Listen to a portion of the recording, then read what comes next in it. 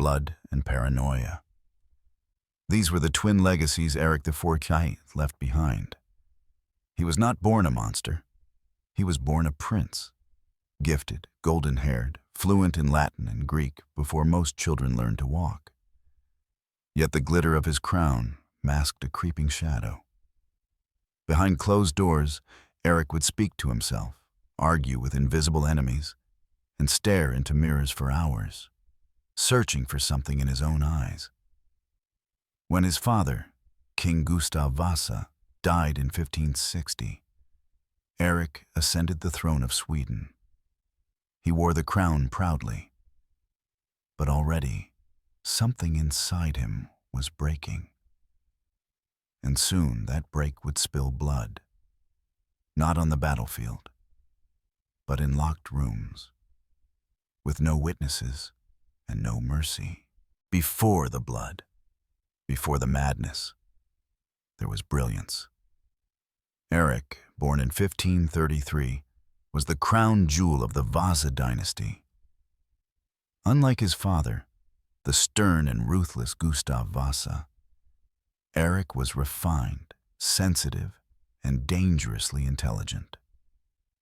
While most boys of noble birth were drilled in swordplay and hunting, Erik devoured philosophy, history, and the works of Cicero.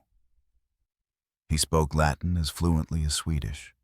He composed poetry. He studied astronomy beneath candlelight, charting the stars as if they could help him escape the gravity of his lineage. His tutors praised him as the most promising prince in Europe.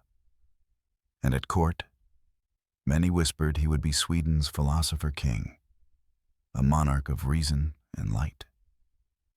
But behind that gilded promise, the cracks were forming.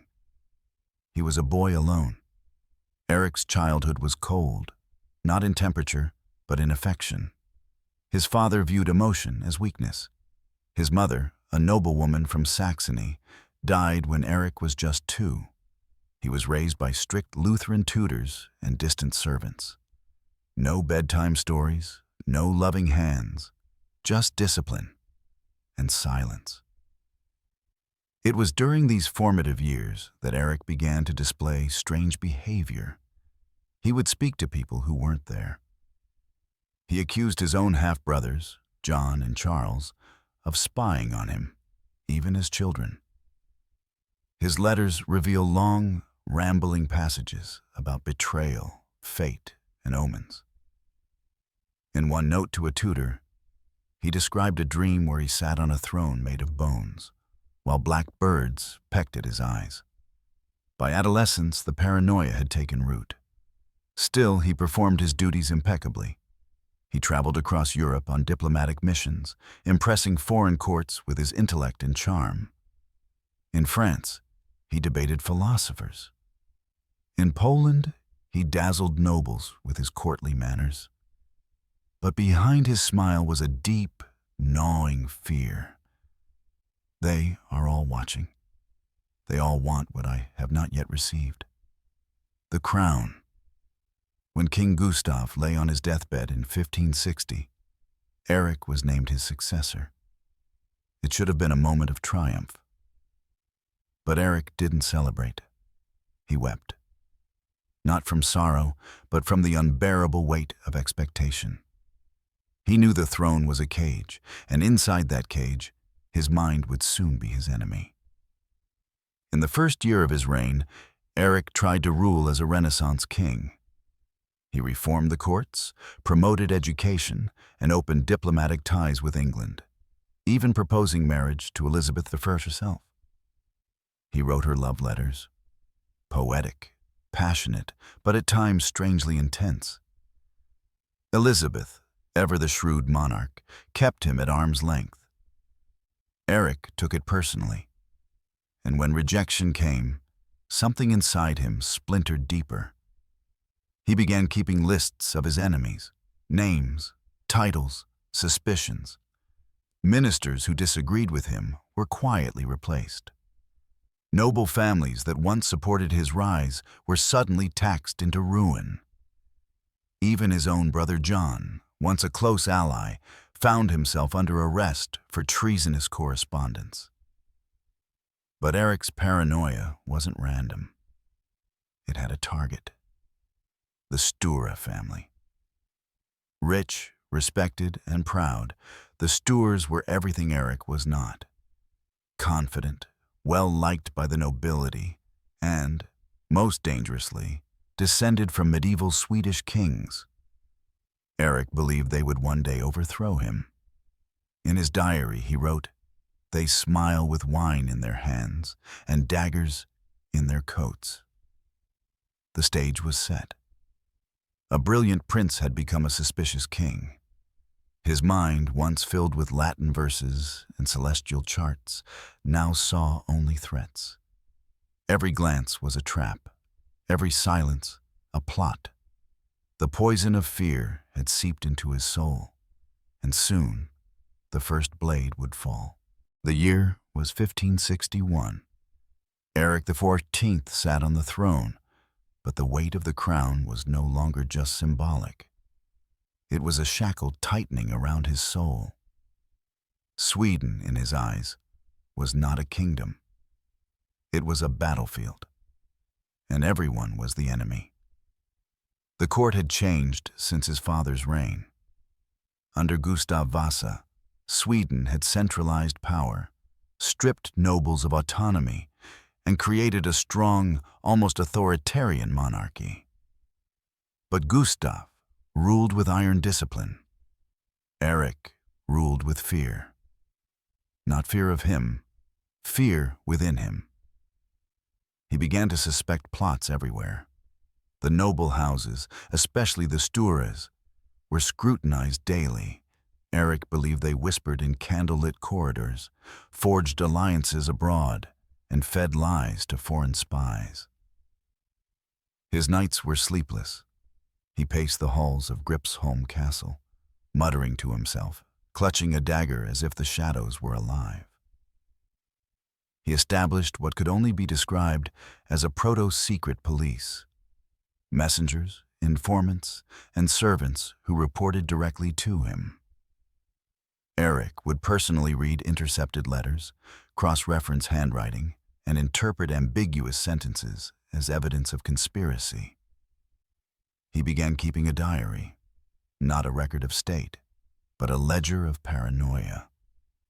Entire pages were filled with names, underlined in red ink, marked with Latin phrases like periculosus and fides nulla, dangerous, untrustworthy. He summoned astrologers, desperate for signs from the heavens.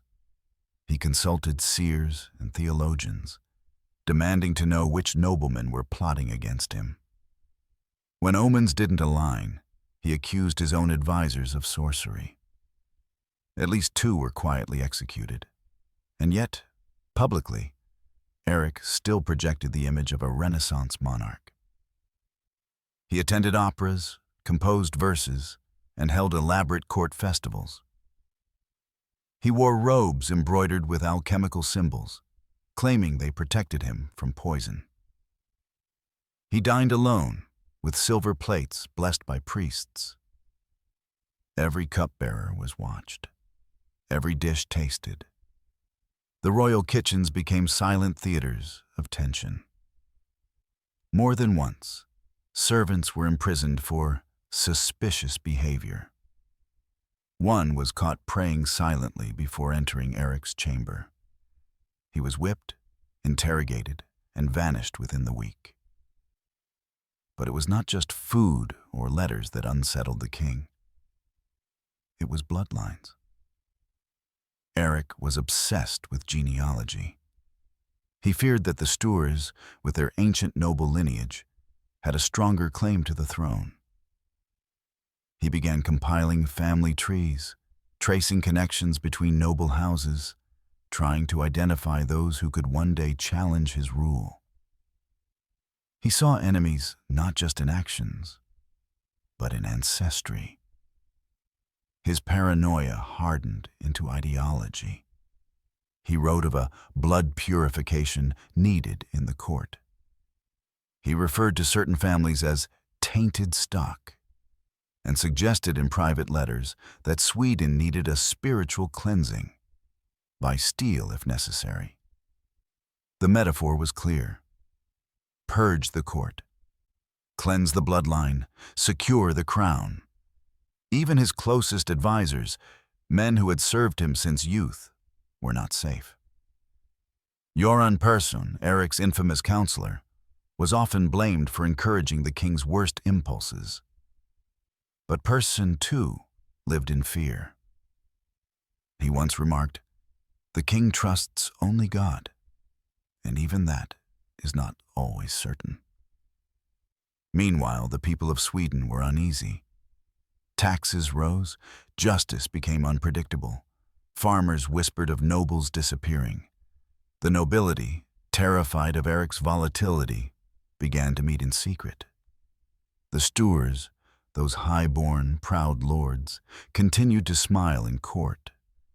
But behind those smiles was dread. Erik knew it. He could feel their contempt. And contempt, to Erik, was as dangerous as rebellion. Then came the tipping point. A letter. Harmless on the surface. Words exchanged between Niels Sture and a foreign diplomat. Erik intercepted it, read it a dozen times, and found in its neutrality a hidden blade. To him, it was proof. The Stures were colluding with foreign powers. He summoned Niels to court, smiling warmly. He gave him a fine horse, dressed him in silk, and sent him to the southern provinces on a diplomatic mission. It was all a ruse. When Niels returned, Erik had him seized at the gates. He was stripped, beaten, and thrown into a damp cell. His family, Svante, Ture, and others, were arrested soon after. The nobles of Sweden gasped in horror. A king could not simply destroy the most powerful family in the realm. Could he? But Erik was no longer simply a king. He was a man possessed. By fear, by power, and by a voice inside him that screamed, "They will take everything, unless you strike first." And strike he would. It began in chains. The spring of 1567 was cold, wet, and ominously silent inside Uppsala Castle. In its dark, damp dungeons, members of the powerful Sture family, Niels, Svante, and others, sat in silence. Their once lavish garments were reduced to blood-stained rags. Their eyes were hollow, their bodies bruised. The king had summoned them not for judgment, but for punishment. To Erik XIV, the trial was already over. He believed they had betrayed him, even though no court had ruled, no evidence had surfaced, no rebellion had occurred. He needed no verdict. In Erik's mind, the nobility had already stabbed him, if not with blades, then with whispers, glances, lineage. And so, he would strike them down first, personally. Days passed with no word. The prisoners were interrogated, but the questions were meaningless. The beatings were not meant to extract truth, but to break the body and humiliate the name. Guards reported that Niels Sture, a once proud noble, was now delirious, mumbling, his face swollen from days of abuse. Erik visited the prison often, not as a king, but as a god of vengeance. He stared at them through the bars, unmoving. Once he asked Niels, "Where is your crown now, Lord?" Another time he dropped a piece of raw meat into the cell and said, "Feast like the beasts you are." Then, on May 24th, it happened. Erik woke early, feverish, raving. He had spent the night muttering to spirits, according to his attendants. He painted symbols on the walls in chalk. He declared, "The traitors must drown in their own blood today." He dressed not in royal robes, but in a tattered green tunic, barefoot, his crown crooked on his head. And then he descended into the depths of Uppsala. The guards were stunned. No one stopped him. Erik carried a hunting knife, small, sharp, and personal. He entered the chamber where Niels Sture was held. The young noble barely lifted his head. Erik's voice trembled. "You dreamed of my death. Now I give you yours." Then he stabbed. Once, twice, again. Blood soaked the straw-covered floor. Niels tried to cry out, but Erik silenced him with a hand over the mouth, whispering, "Shh! Let me hear you die." When Erik emerged from the cell, his hands were crimson. But it did not stop there. He ordered the other Stures brought before him. Some resisted, some begged, some screamed. Erik cut them down anyway, with knives, with a sword, with bare hands. He was no longer a king, or even a man. He was a fury unleashed. In total, 5 noblemen were murdered that day, in a frenzy of royal bloodlust. Eyewitnesses said the halls of the castle stank of iron and rot. Some guards fled in terror. Others stood paralyzed, unsure whether to stop the king or kneel before his madness. And then came the stew. One servant, trembling, claimed that Erik demanded the bodies be placed in boiling water, not for justice, not for cleansing, but to send a message. The rumor spread like wildfire. The king had cooked his enemies, reduced noble flesh to broth, bones to mush. It may never be confirmed. Some believe it was metaphor. Others say it was exaggerated horror. But the story stuck forever. Erik XIV, the king who drowned his enemies in soup. In the days that followed, Erik vanished. He locked himself in his room, refusing food, refusing speech. He tore his clothes, smeared ashes on his face, and wept like a child. He believed he was possessed, that demons had entered his soul, that he had committed the unforgivable. And yet, he never apologized. He blamed his advisors. He said they poisoned his thoughts. But he never admitted guilt, never mourned the Stures. Instead, he ordered that their names be removed from records, their lands seized, their widows silenced. The court was in shock. Sweden trembled. No one had seen such naked brutality from a monarch, not even during war. This was not battle. It was butchery, political murder, madness turned real. And it had only just begun. The air inside Uppsala Castle never cleared. Days after the killings, the scent of blood still clung to the stone corridors like rot to a corpse. The servants scrubbed the floors, boiled herbs, lit incense. But nothing could erase the memory. The sound of screaming had soaked into the walls. The image of a king, drenched in blood, slashing his nobles to pieces, haunted every corner of court and country. Sweden had not just witnessed a murder, it had witnessed a collapse. Word of the massacre spread like a plague across the realm. Messengers carried it to every province, every noble hall. The tales varied. Some claimed Erik drank the blood of his enemies, others that he danced barefoot in their entrails. One persistent rumor insisted he had the corpses thrown into a great cauldron and stirred them with a scepter, cackling like a man unhinged. Truth blurred into legend. But one fact remained. 5 of Sweden's most powerful noblemen were dead, slaughtered by the hand of their king.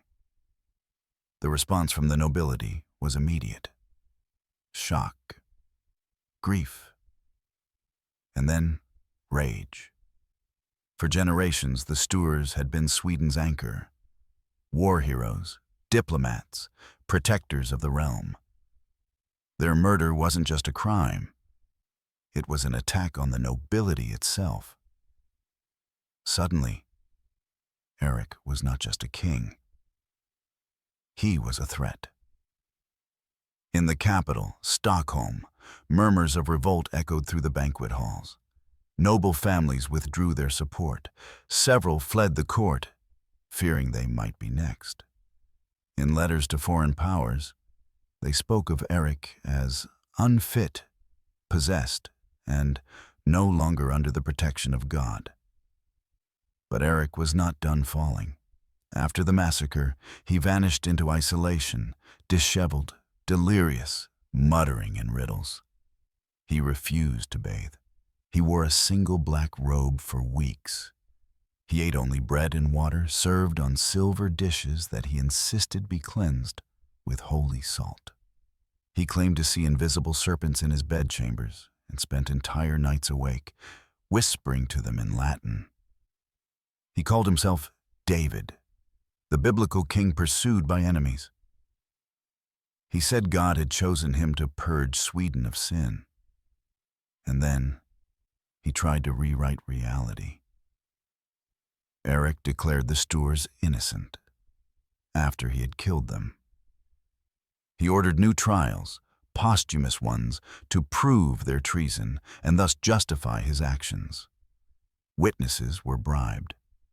Clergy were forced to write sermons declaring the massacre a divine act. Even court painters were instructed to depict the Stures with devilish features, as if their very portraits could retroactively betray them. It was a grotesque theater of justification. But few believed it. One priest refused to take part.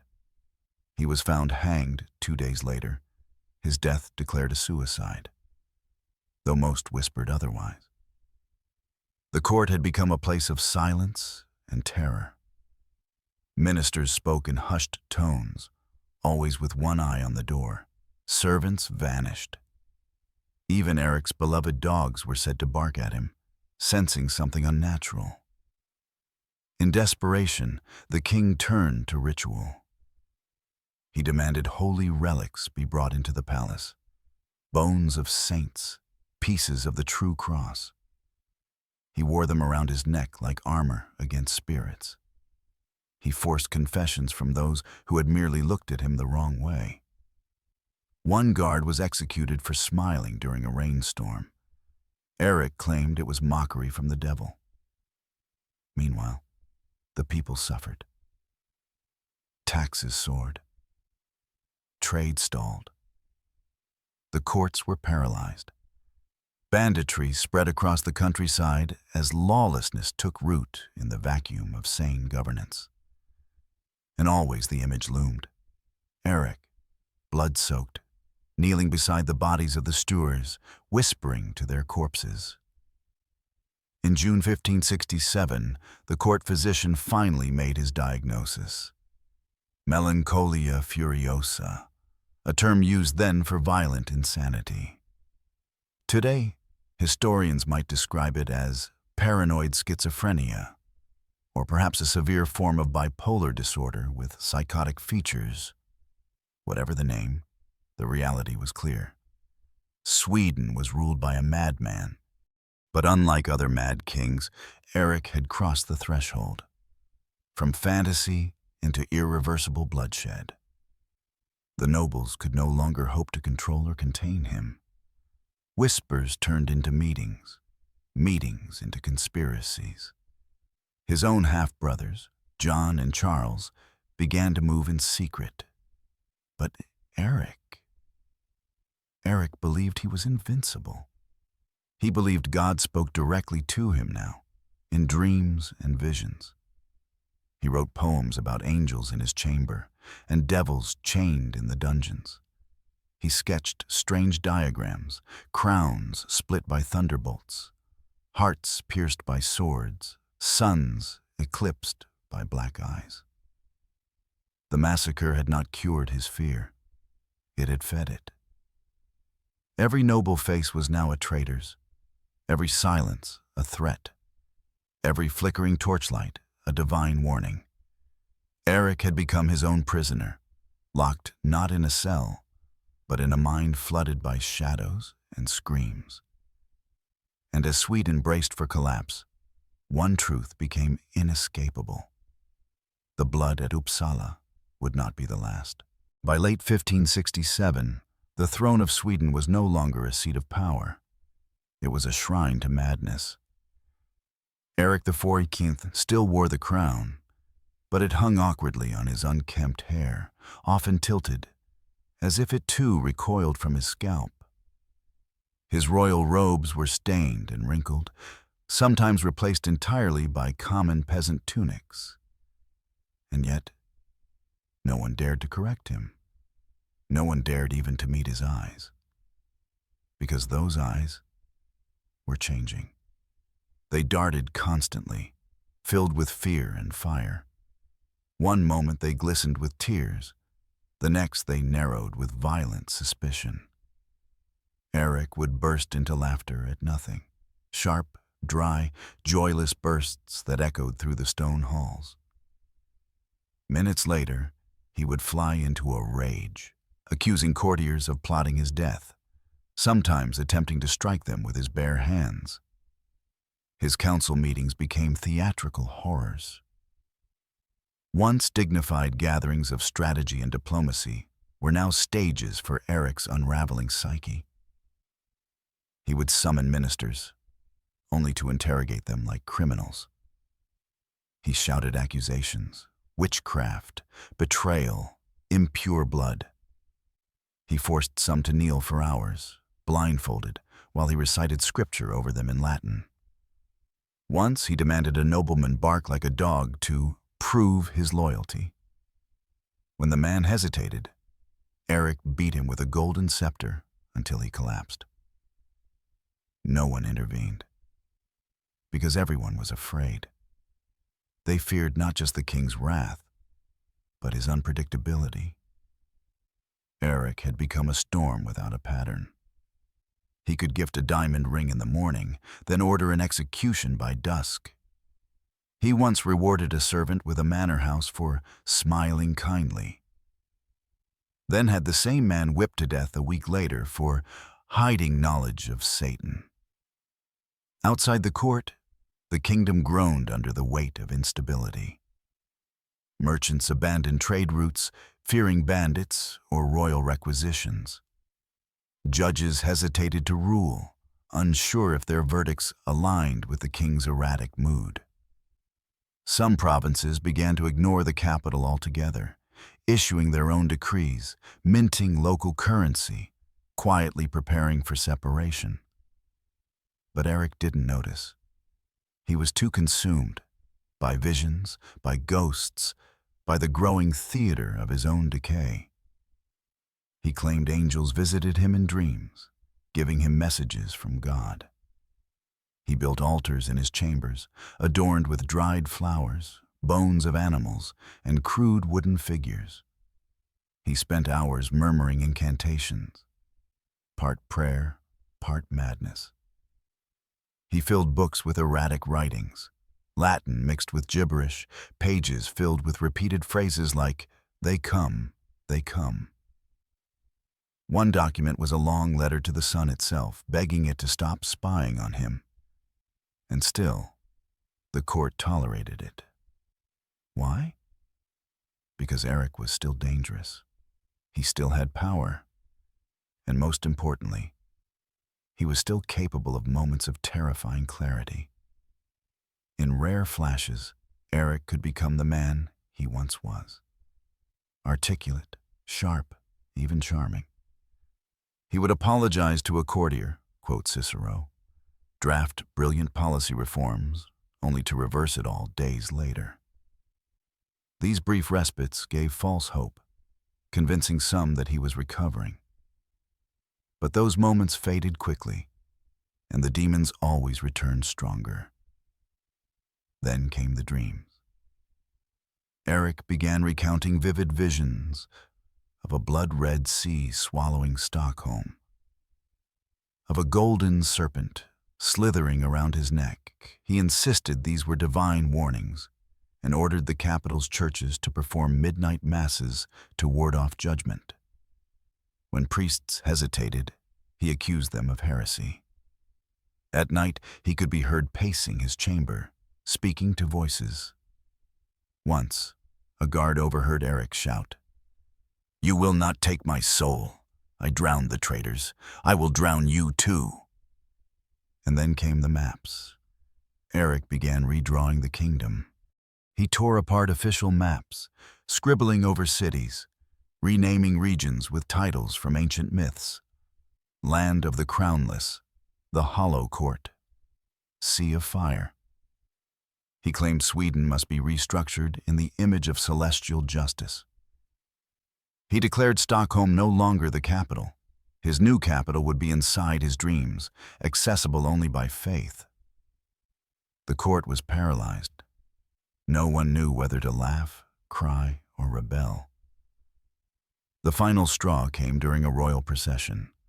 Erik, dressed in a robe of sackcloth, barefoot, face smeared with soot, paraded through the streets dragging a wooden cross. Behind him, priests were forced to chant apocalyptic verses. He screamed at the crowd, "I carry your sins. I burn for your betrayal." The people watched in stunned silence. The nobles had watched long enough. Whispers turned into letters, letters into meetings. And finally, a decision was made. The king must be stopped, for the sake of the realm, for the survival of the Vasa name, even for his own dignity. But Erik, in his madness, sensed it coming. He stopped sleeping entirely. He carried weapons under his robe. He forced his own guards to drink from his goblets before he touched them. He refused to let anyone enter his chambers after sunset. He became a prisoner in his own palace. The throne, once gilded and glorious, now sat empty in the great hall. Dusty, cold, a symbol of power long since devoured by delusion. And in the shadows, his half-brother John waited, waiting for the crown to fall, not by force, but under the crushing weight of Erik's mind. In the heart of Erik's crumbling world, amid whispers of devils and the stench of royal blood, there appeared something almost unthinkable: love. Her name was Karin Mansdottir. She was no noblewoman, no foreign princess promised through treaties or alliances. She was the daughter of a jailer and a servant girl, low-born, quiet, with chestnut hair and gentle eyes. She had no title, no wealth, no pedigree. She had only kindness, and that Erik craved more than any crown. They met when Karin worked as a maid to one of Erik's mistresses. The king noticed her, not for beauty, but for calm. In a world of plots and poison, she asked no favors, demanded nothing, and listened when others fled his ravings. At first their encounters were secret. Erik summoned her quietly, gave her gifts, a silver comb, a pair of velvet shoes. He spoke to her not as a monarch, but as a broken man, sharing his nightmares, his fears of betrayal, his visions. And she did what no courtier dared. She listened, patiently, softly, as if she were tending not to a king, but to a wounded child. Over time, her presence became his anchor. While ministers cowered and nobles schemed, Karin brought him warm bread, read him scripture, and sat with him through his silence. Erik began calling her his only truth, the last thread tying him to the world of the sane. Then, in 1567, just months after the Uppsala massacre, Erik did the unthinkable. He married her, not in secret, not in shame, but openly. A coronation was arranged, and in front of stunned nobles, foreign ambassadors, and a deeply confused clergy, Karin Mansdottir was crowned Queen of Sweden. The reaction was volcanic. The nobility was horrified. Marrying a commoner wasn't just unorthodox, it was treasonous to the social order. To them, Karen was an impostor, a servant girl playing queen in borrowed jewels. They scoffed at her untrained manners, her quiet presence at banquets. Behind her back, they called her the milkmaid on the throne. But Erik was oblivious. He paraded her through Stockholm in a golden carriage. He declared her voice to be the voice of angels. He commissioned paintings of her as a divine figure, cloaked in starlight and crowned with lilies. At night, he sang her lullabies he composed himself, simple, sorrowful melodies that spoke of drowning and salvation. Karen, for her part, seemed to care little for the throne. She never played politics, never vied for power. She spent her time tending Erik's rooms, calming his fits, praying beside his bed. Some believed she truly loved him. Others said she pitied him. Either way, she stood beside him as the world crumbled. But the marriage had consequences. For the nobles, it was proof that Erik had lost all grasp of propriety, that his mind, already cracked, had now shattered completely. For his half-brother John, it was opportunity. John had long been watching Erik's descent with both fear and ambition.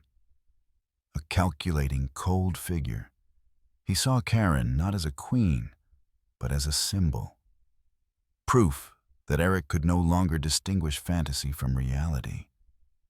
And in court, murmurs became movement. Secret meetings grew bolder. Letters flew across the sea to Denmark, to Poland, to Rome. Foreign powers were warned. Sweden was ruled by a madman with a maid for a queen. Inside the palace, the mood darkened. Ministers vanished. Orders were ignored. Entire regions ceased sending taxes. Civil disobedience simmered beneath the surface.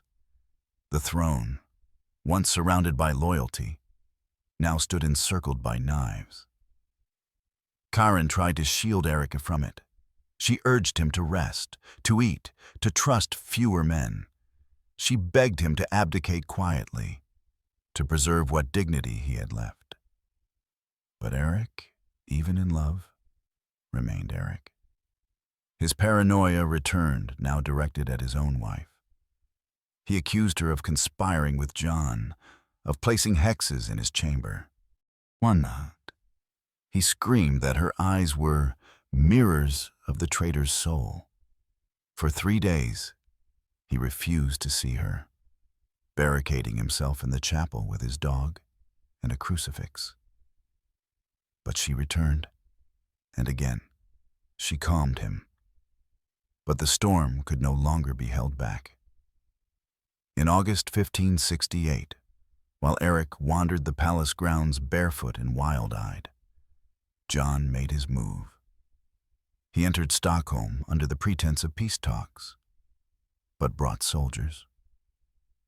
Loyal nobles defected instantly. Erik's guards offered no resistance. The king was seized in his chambers, clutching Karin's portrait and whispering, "Don't let them take me back to the pit." There was no blood, no trial, no last stand. Just silence. Erik was imprisoned. Karin was placed under watch. And the crown passed to John, who declared Erik mentally unfit and officially deposed him. Karin, still only 21, was stripped of her title, but not her grace. She pleaded for Erik's comfort, for kind treatment. She sent him books, food, and music. She visited when allowed, though he often did not recognize her. Sometimes he wept at her touch. Other times he recoiled, asking, "Who is the ghost that calls me husband?" Love had not saved him. But in the darkest corners of his mind, even as madness swallowed the light, Karen had been the last candle burning. It ended not with the clash of swords, but with the quiet closing of a door. In August 1568, Erik XIV, once the Golden Prince, the philosopher-king, was deposed by his own blood. His half-brother, John of Finland, now John III, walked into the royal court not as a rebel, but as a redeemer. The nobles opened their arms, the priests gave him blessings, and the guards, they simply stepped aside. There was no resistance. Because by then, Erik had already surrendered, mentally, spiritually, and politically. When soldiers entered his chambers, they found him crouched by a cold hearth, dressed in a torn cloak, eyes vacant. Around him were crumpled papers filled with strange symbols, half-eaten bread, and a wooden crucifix clutched like a relic. On the wall, in charcoal, he had drawn the Sture family tree, all names crossed out in black. He did not scream. He did not beg. He simply whispered, "I knew you would come. The stars told me." Thus began Erik's second life, not as a king, but as a prisoner. A man of royal blood, but treated like a mad beast locked behind stone. He was moved from fortress to fortress, Gripsholm, Urbihus, Kastelholm, each colder than the last, each with fewer windows and more locks. The cell was his kingdom now. The rats, his subjects. The ghosts in his mind, his only advisors. At first, John III maintained a public facade of kindness. He promised care, dignity, medical attention, but in truth, Erik was silenced, hidden from the world like a family shame. He was stripped of titles. His name was removed from prayers in churches. His face vanished from coins. Officially, Sweden had no mad king, only a dark chapter, sealed behind iron bars. Erik's days followed a pattern, a slow spiral into oblivion. He paced endlessly in the cell, muttering Latin verses, sometimes laughing, sometimes weeping. He scratched symbols into the walls, crowns, daggers, snakes biting their own tails. He spoke to invisible priests who offered him salvation in exchange for pain. He refused most food. He claimed it was poisoned. Once, a kind-hearted jailer gave him soup. Erik hurled it across the room, screaming, "I see the bones! I smell their guilt!" It was always the same, the soup. No matter the meal, Erik called it the soup of traitors. The trauma of the Sture killings had fossilized in his mind, becoming an eternal hallucination. He believed the blood of his victims still boiled in his belly. Sometimes he demanded to be flogged, penance for sins no priest could absolve. Other times, he recited wedding vows to a brick wall, mistaking it for Karen.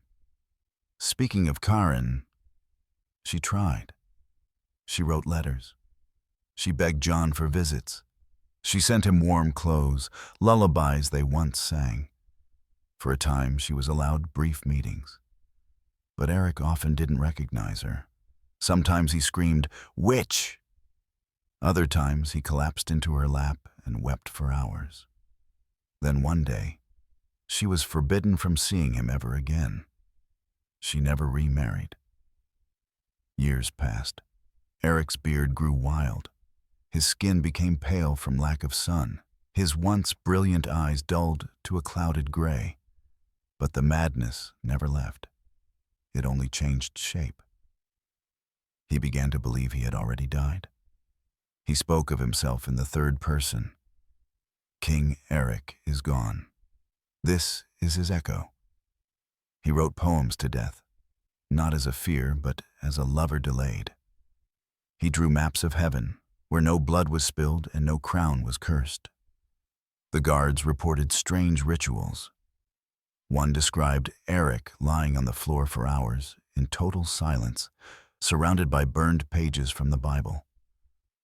Another claimed he had tried to blind himself with a spoon, saying, "If I see no evil, I can do no evil." But perhaps most haunting of all was the singing. Sometimes in the dead of night, Erik's voice would rise from the stone corridors. Soft, haunting lullabies in a minor key no one dared interrupt. Some cried, others crossed themselves. Even in madness, his voice carried sorrow deeper than reason. By 1577, after nearly a decade in captivity, Erik's body began to fail. He grew thin, trembled constantly, and could no longer walk without help. His letters became shorter, almost childlike. The once brilliant pen that wrote love poems to Elizabeth I now simply scribbled. Cold, no light.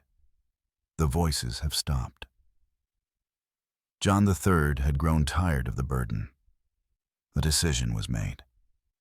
One day, Erik was brought a bowl of pea soup, one of his only accepted meals. He ate quietly, unaware that this time the fear was real. The soup had been poisoned.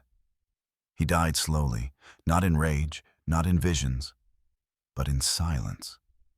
No final speech, no confessions, only a coughing fit and stillness. He was 43 years old. The body was buried with little ceremony. No royal banner, no state funeral. Just a grave in Västerås Cathedral, under stone cold and silence deep. The official record would later state, death by natural causes. But Sweden knew the truth. The mad king had been silenced, not by God, not by time, but by the brother who could not bear his shadow. The death of Erik XIV should have closed a chapter. Instead, it opened a wound. Though buried in silence and forgotten by official decree, Erik's ghost lingered. In stone corridors, in the minds of kings, in the dreams of a nation that had watched its rulers spiral into madness and murder.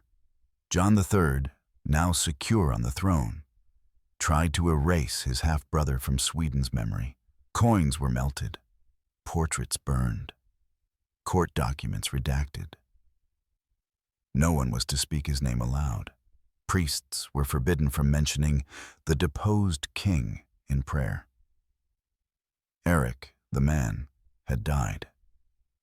But Erik, the curse, remained. Because something had changed in Sweden. The nobles who had once bowed low and whispered praises now stood straighter, but always looked over their shoulders. The court, once filled with music and debate, became cold and formal, ruled by silence and ritual. Ministers chose their words carefully. Eyes darted, smiles thinned. They had seen what happened to power when it went mad. And worse, they had enabled it. Many of those same lords had clapped when Erik took the crown, had toasted his reforms, had looked away during the interrogations, the disappearances, the madness in his gaze. The blood of the Stures had not just stained Erik's hands, it had soaked into the very floor of the monarchy. Some whispered it was divine punishment. Others feared it was only the beginning, because even in death, Erik remained present. He haunted dreams. Several guards who once served him reported night terrors. Visions of Erik wandering castle halls, trailing smoke and muttering verses. One noblewoman claimed to hear his voice reciting poetry from the palace chapel, though no one was inside. A bishop saw Erik's face in the reflection of holy water and fainted on the spot. But the true haunting was political. John III was a calculating man, but nowhere near as intellectually gifted as Erik. He lacked the poetic fire, the philosophical curiosity, but also, mercifully, the madness. He governed cautiously. Some would say blandly, but he never shook the fear that he might become another Erik. He restructured the court to prevent power from concentrating in one mind. He purged astrologers, banned prophecy, and placed stricter control over royal physicians. He refused to allow any one man to control intelligence or prisons, because he knew the throne itself was dangerous. It could isolate, it could inflate, it could twist brilliance into delusion. And Erik had been the proof. Even foreign monarchs looked to Sweden with unease. Elizabeth I, once courted by Erik in flowery letters, never spoke of him again. Ivan the Terrible of Russia, himself no stranger to madness, referred to Erik as a mirror I dare not gaze into. The Vatican declared him a tragic warning. But not everyone hated Erik. Among the peasantry, some remembered him differently. He had once spoken of lowering taxes, protecting the poor, expanding education.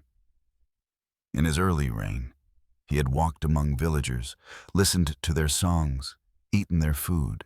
There were those, especially in rural provinces, who wept at news of his death, who lit candles, who whispered prayers not for his soul, but for justice undone. And then there was Karen, the forgotten queen, the maid-turned-monarch who had dared to love a collapsing man. After Erik's death, she retreated from court life completely. She raised their 2 children quietly in the countryside, refusing all titles and honors. She wore no jewels, no crown, only black. She never remarried. Until her dying breath, she referred to Erik not as the king, but simply as my husband. In her letters, she called him broken, but never cruel to me. When asked if she regretted marrying him, she only said, "He was drowning, I held his hand." And perhaps that was Erik's greatest tragedy. He was not born a monster. He was born brilliant, a prince of ink and stars, of maps and music. A man who might have reformed Sweden, who might have ushered in an age of enlightenment. But the crown, heavy with his father's shadow, heavy with isolation and fear, had poisoned that brilliance. He was left alone with his thoughts, and those thoughts became knives. In the end, his reign left no monuments, no triumphs, only a caution. Erik XIV remains a name whispered with dread in Swedish history, not because of war or conquest, but because he was the reminder that madness in power is not just personal, it is political. That kings, when they fall, do not fall alone. They drag the world down with them. Power is a mirror, and madness loves to stare. Erik XIV of Sweden, once hailed as the most brilliant mind of his generation, died in silence. No final words, no crown, no sonorous requiem echoing through cathedral halls. Only the clink of chains, the scrape of a spoon, and a bowl of poisoned soup swallowed alone in a fortress of stone. But Erik was more than a mad king. He was a lesson carved in flesh. He was the proof that genius, untethered from empathy, from grounding, from love, can become cruelty cloaked in poetry. That brilliance, when starved of trust and consumed by fear, does not illuminate a kingdom. It burns it down. Erik's story is not just Swedish, it is human. How many rulers have believed themselves chosen? How many heard divine voices and mistook paranoia for providence? How many palaces have echoed with laughter that turned too quickly into screams? His tragedy began not with blood, but with loneliness. A child raised in silence. A prince taught to calculate, not connect. A young man burdened with ideals, but no outlet. brilliance but no balance. In him was the mind of a philosopher, the soul of an artist, and the heart of a man slowly crushed beneath the cold machinery of kingship. And yet, what if someone had listened? What if his madness had been understood, not feared? What if instead of priests wielding incense and nobles whispering plots, there had been physicians, comforters, counselors, not executioners? But Sweden in the 16th century had no name for schizophrenia, no patience for mood disorders, no science behind delusion, only sin, only shame, only chains. Erik drowned, not in soup, but in stigma, and the legacy he left behind was not one of policy or war or diplomacy. It was the enduring image of a crown, slipping from the brow of a brilliant mind into the abyss of fear. A warning that intelligence is not immunity, that kings are not gods, that without compassion, power will devour itself. Today, historians debate Erik's diagnoses. Some say bipolar disorder with psychosis. Others see signs of paranoid schizophrenia. All agree, had he lived today, he would not have been jailed. He would have been hospitalized, treated, saved, perhaps.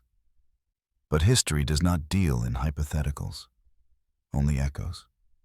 And Erik's echo still lingers in the cracked stones of Uppsala Castle, where noble blood once soaked the floor, in the paintings that refused to show his eyes, in the lullabies whispered by the forgotten queen who loved a man no one else could. He is not remembered for reforms or for treaties, but for a knife, for a cell, for a crown, slowly tipping into madness. And perhaps that is the final horror, that he was never a monster, only a mirror. And when we look into his story, we do not see a madman. We see the line, thin, fragile, flickering, between brilliance and blood. Erik XIV was not merely a mad king. He was a living warning of what happens when genius is left alone in the dark. His story chills us not just because of the blood he spilled, but because of the question it leaves behind. What if someone had understood him? In the echoing halls of his prison, where he whispered to ghosts and faded into silence, we do not see a monster. We see a man abandoned by his time. A mind too sharp, too fragile, too burdened. And from that, a lesson carves itself in stone. Greatness, without empathy or understanding, becomes a double-edged sword, and history, as always, does not forgive.